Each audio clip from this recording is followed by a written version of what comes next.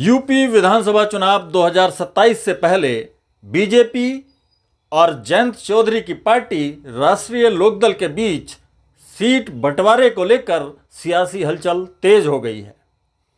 चर्चा है कि राष्ट्रीय लोकदल इस बार 30 से 35 सीटों पर दावा ठोक सकता है, लेकिन सवाल बड़ा है। अगर जयंत चौधरी 35 सीटें मांगते हैं तो ये सीटें आएंगी कहां से? क्या बीजेपी को अपनी जीती हुई सीटों में से कुछ सीटें राष्ट्रीय लोकदल के लिए छोड़नी पड़ेंगी?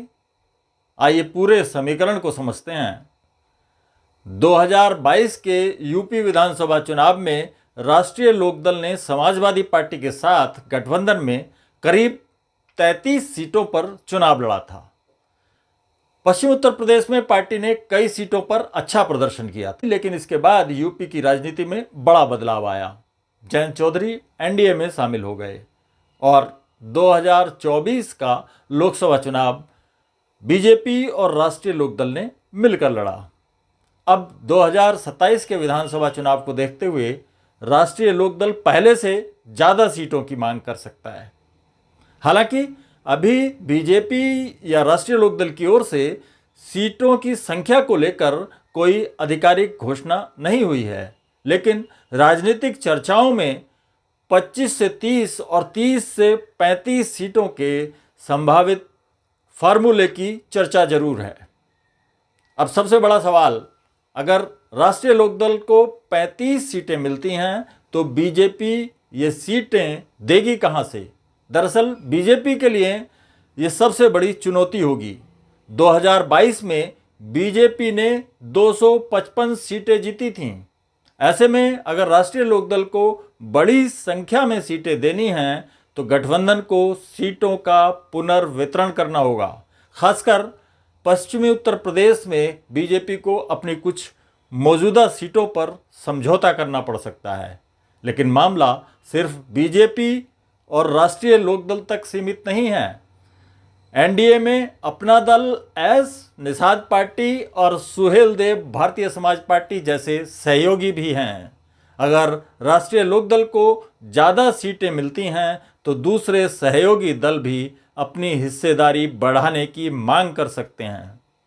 ऐसे में बीजेपी के सामने चुनौती होगी राष्ट्रीय लोकदल को भी संतुष्ट करना और पूरे एनडीए में सीटों का संतुलन भी बनाए रखना।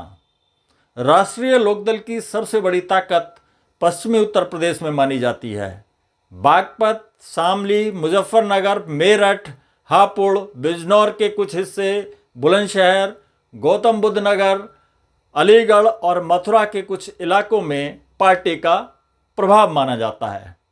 इसके अलावा संभल और मुरादाबाद भी पार्टी के प्रभाव वाले क्षेत्रों में आते हैं। संभावना इस बात की है कि राष्ट्रीय लोकदल छपरौली, बड़ौत, बागपत, सिवालखास, मीरापुर, पुरकाजी, खतौली, चरथावल, शामली, कैराना, सरधना, किठौर, मोदीनगर, धौलाना, सिकंदराबाद, अनूपशहर, शिकारपुर, इगलास, छाता, माठ और बलदेव जैसी सीटों पर दावा कर सकता है।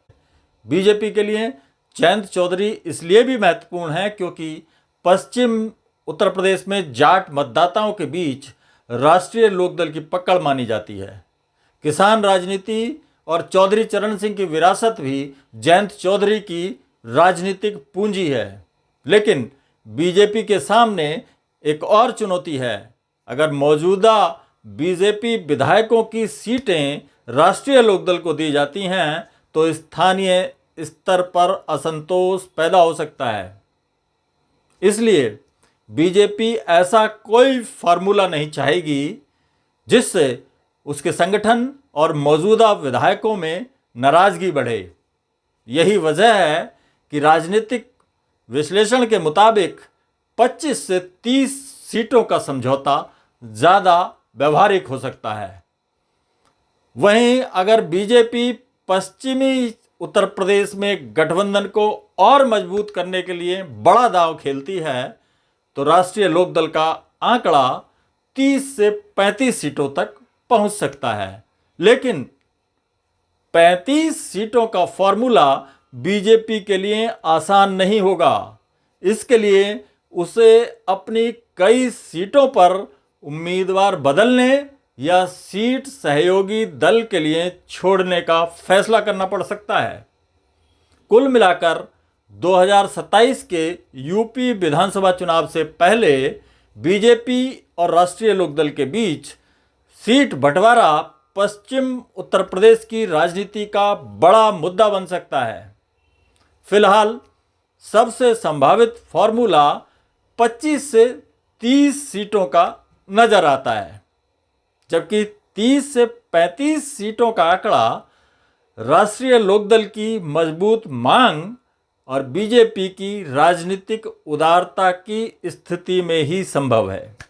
अब देखना होगा कि जयंत चौधरी की आरएलडी कितनी सीटों पर दावा करती है और बीजेपी उन्हें कितनी सीटें देने के लिए तैयार होती है, क्योंकि 2027 का यह सीट बंटवारा सिर्फ आंकड़ों का खेल नहीं है, बल्कि पश्चिमी यूपी में बीजेपी आरएलडी गठबंधन की असली ताकत का भी इम्तिहान होगा। आपकी इस बारे में क्या राय है, कमेंट में ज़रूर बताइए। और वीडियो पसंद आया हो तो इसे लाइक करें, शेयर करें और चैनल को सब्सक्राइब करना ना भूलें।